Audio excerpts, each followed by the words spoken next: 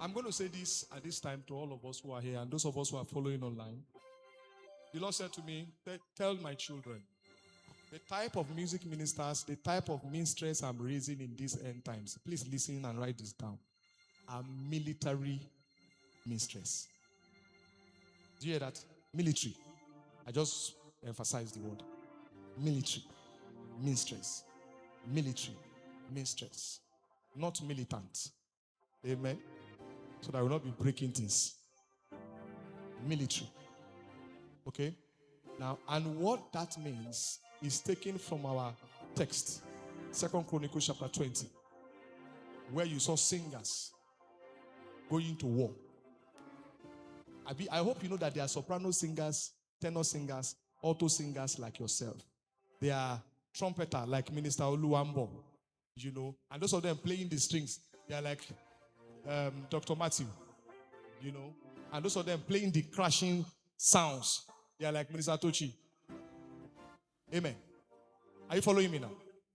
Now, the reason why it is important for you to know is because you have to be very, very particular about your process.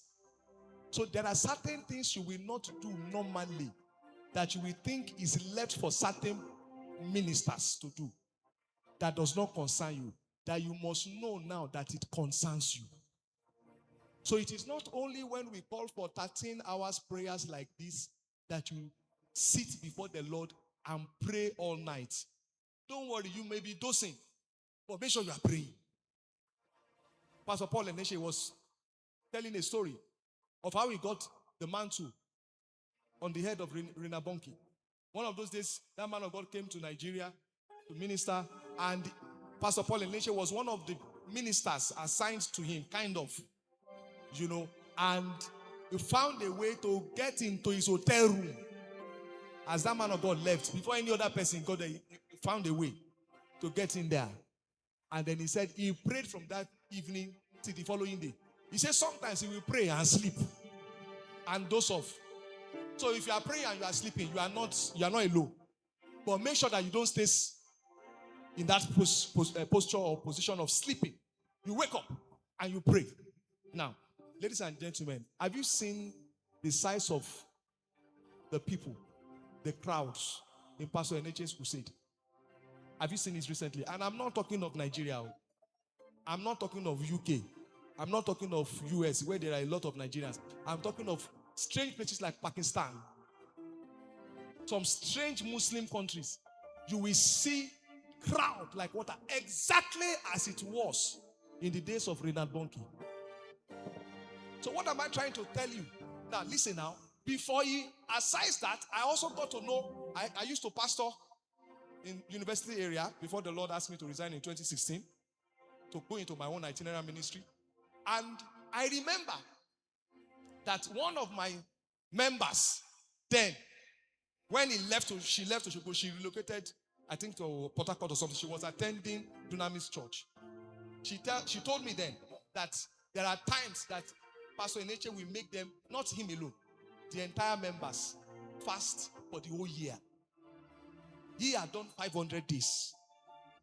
Those times when you see him like this, is very tiny. He was pressing. He saw something ahead. Just like the Lord is showing you something now. Because you see, what will make you... Please, let's make this thing fast. I'm thinking I'm preaching. I'm not supposed to be preaching. I'm just supposed to pray. Let's move to the next thing. Please, let's make it very quick. You know, but is the Lord blessing you? The Lord blessing you. Now, some of the things that you are seeing now are the things that you must press in on your own. Don't say, I'm not an intercessor, I don't need to pray. I'm not an evangelist, I don't need to go and preach to people. No. I'm not a pastor, I'm not a Bible teacher. I don't need to study the word. I don't want to, I'm just, on my own. I don't want to bother anybody. No. So sometimes we look at your phone, we see secular songs. You have not even started. Amen. Are you following me now? So those days, that man of God was pressing into something, not looking at his size. Today, arguably so, he pastors the largest church. I don't know whether it's still world largest church. But even if it is no more, there was a time that was the pastor of the largest church. Now, I'm not telling you big things so that you can say, okay, because of big things that you want to become, that's why you want to press. No. I'm just showing you an example. Your own bigness may not be in his own dimension. But trust me, a time will come that you will handle this mic, that what will come out of you will not be the sound that people knows. As mommy has led us in prayer today, it will be the sound of the Spirit. Sound of what?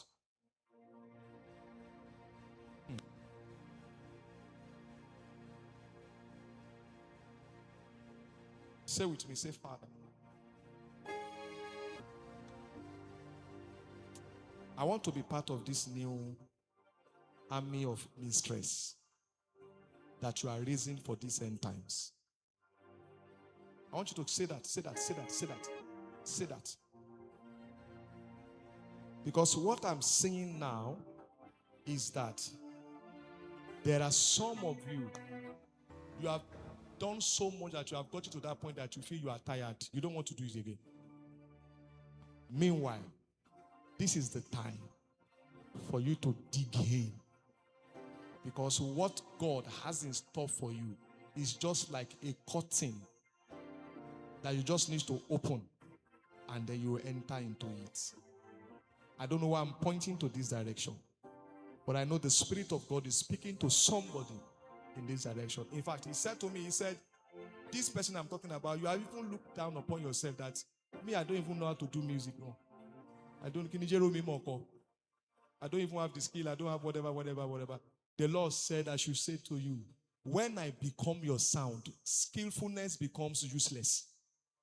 When I become your sound, nobody will be listening to, no. The day one of my students, he's not here now, they called me just around this time. Maybe you remember that program. They rushed him to the hospital. I just wanted to stay the following morning. The Lord don't come back to me. Ladies and gentlemen, I came out of my house. I said, okay, Lord, I'll go. And then I went. And I got to the hospital. Ladies and gentlemen, the people in the hospital, the doctor on duty, was not ready to treat him. Because the guy was almost gone. This hour has changed. And he was saying, one pay me. Would there be Oluwa? Oluwa let me call him. So, even though he cannot hear what I was saying,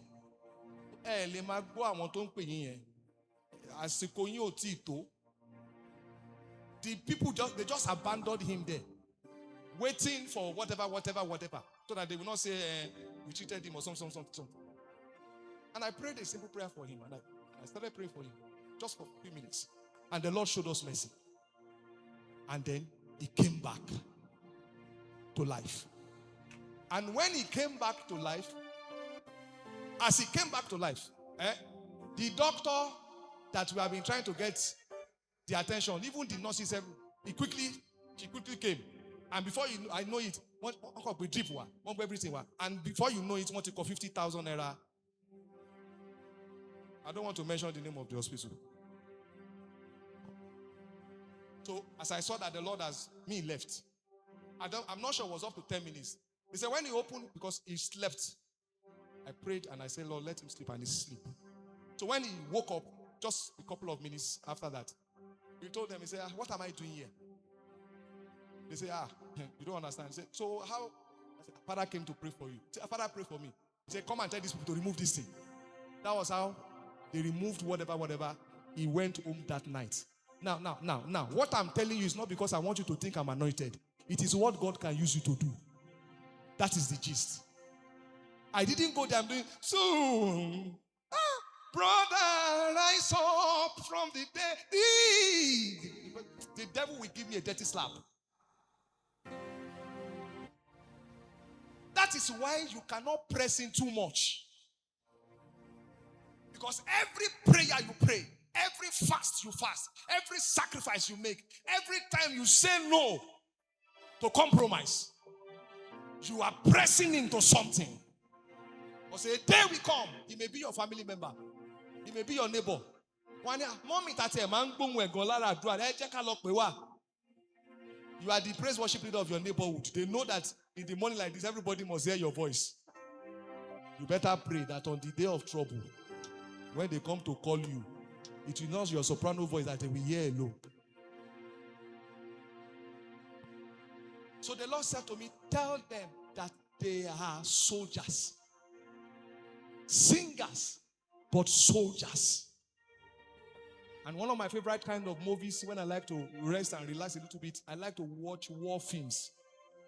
If you see the discipline of those guys, if you see their loyalty, if you see the way they stand in for themselves, I don't want to say some things. A soldier can die trying to carry the dead body of his colleague. If he leaves that body, he will run to safety. But trying to carry that dead body, you don't leave a body behind. As he's trying, he becomes slower. He becomes an easy target for the enemy. And then, he goes down. He does not mind whether the bullet will hit him. So far, he has to carry that his dead colleague. How many music ministers can give that sacrifice to carry you? You are not dead. You are just down a little bit. They will even take pistol. They will come to where you are. They will point. They will not shoot you in the leg. They will come to your head where they know that if they shoot you like this, you cannot escape it. Let's say, God, have mercy upon us.